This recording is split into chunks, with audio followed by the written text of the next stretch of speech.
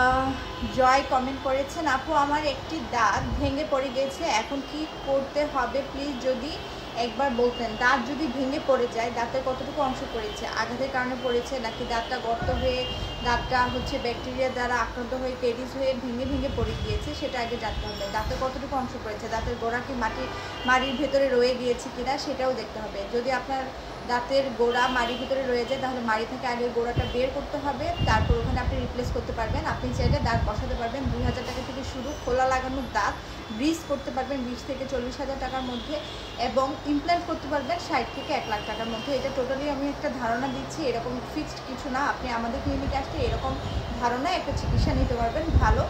2000 টাকা থেকে 1 লাখ টাকার দাঁতের যদি লাগানোর পার্থক্যটা বলে, অবশ্যই অনেক পার্থক্য আছে। 2000 টাকাটা হচ্ছে খোলা লাগানো, খুলতে হবে, লাগাতে হবে, পরিষ্কার করতে হবে। আর ইমপ্ল্যান্ট হচ্ছে যেটা হচ্ছে 60 থেকে 1 লাখ টাকার মতো পড়বে, সেটা একদম ফিক্সড।